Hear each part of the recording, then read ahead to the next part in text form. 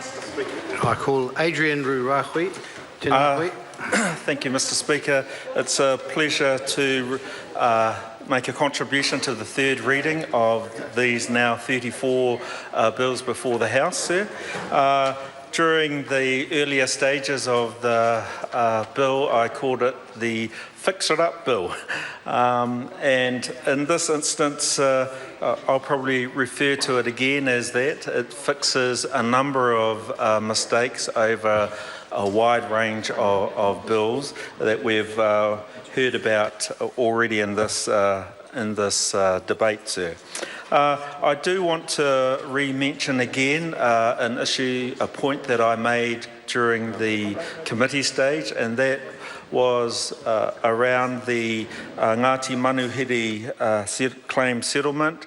I want it recorded again that this is a very important issue for all iwi and all claimant groups that get to settlement stage, and to make certain that the deed of settlements and the Act of Parliament enacting the settlements that they've negotiated are consistent. And in this instance, one clause that added the two words Crown Body to a clause in the Act was inconsistent with the deed of settlement. And the question that I raised earlier was in fact around whether or not the Minister, the government, had considered asking Ngāti Manuhiri if they would prefer the legislation to be changed or the deed of settlement to be changed.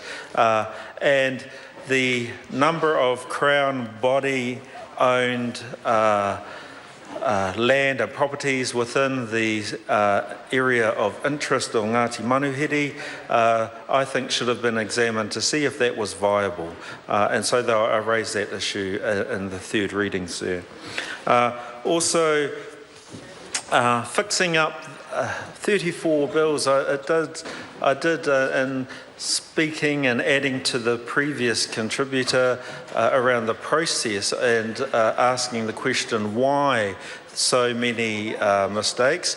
One can project forward to the next Statutes Amendment Bill, sir, and wonder what mistakes have been made over the last few months that will come back to the House to be corrected as well. Perhaps the ministers were too busy, perhaps the select committees overlooked certain things. I think it's important that we try our very best and work cooperatively in this House, and this particular type of bill seems to me one of the few occasions where, as it's been mentioned before, that we need to have absolute agreement across the entire House for these bills to proceed. They are, to me, a rarity. The other point that, as a new member of Parliament to the last 5 months, I'll be able to go home to my people at the end of this week and say, I've spoken on 34 bills this week and I've been really productive. And I think that will more than quadruple the number of contributions to bills that I've made so far, sir. So I'll be very pleased to be able to do that, and I think some of the other new ones, new MPs might be able to do the same as well, sir. Responding also to some of the other points that have been made, indeed it's really important that the Births, Deaths, Marriages and Relationships Registration Act is amended so that it is very clear about the process of changing one's name. I can tell you, sir, one of the issues that in my electorate that in the up to the 1930s, indeed, the registration of births in particular weren't done very well, and even as a new MP, I've had to assist a constituent who did not have their birth registered way back in the late 1920s. So these issues, getting that correct is very important. Also have I mentioned this issue to a family member whose name was recorded incorrectly within the records, and this was in 1960, sir. And so she wants to change her name to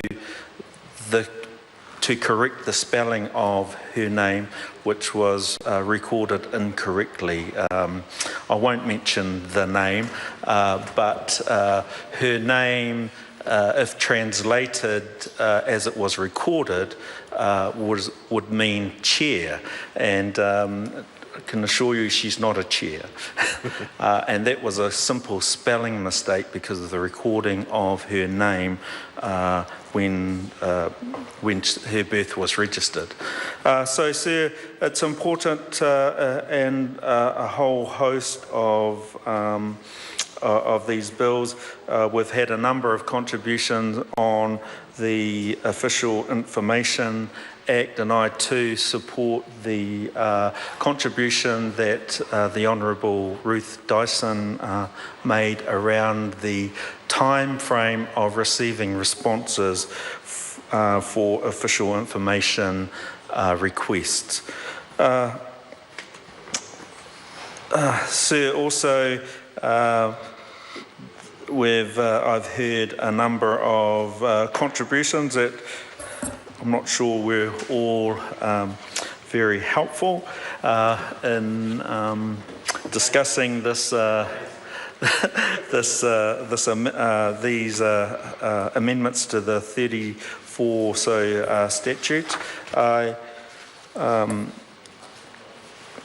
I'm tempted to add to that, but I will refrain from doing so. I think it's not very helpful, although from time to time I probably will go there in certain circumstances. Another act that caught my eye was the Misuse of Drugs Amendment Act. A few weeks ago, sir, and I mentioned it in this debate, I attended the Matatini festival held in Christchurch, and a number of the groups there in their waiata, in their haka, spoke about the issues regarding the misuse of drugs. I think it's important that we acknowledge that this is a huge issue amongst all of our communities.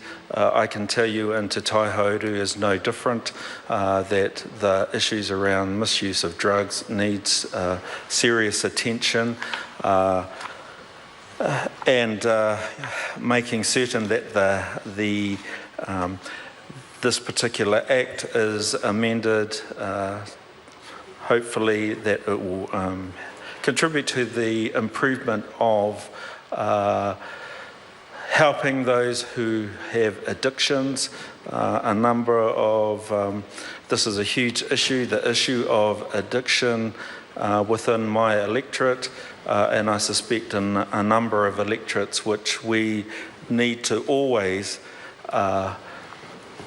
acknowledge and also make certain that we make positive contributions towards addressing the misuse of drugs. Nō reira, tēnā tātou katoa. Kia ora. I call Scott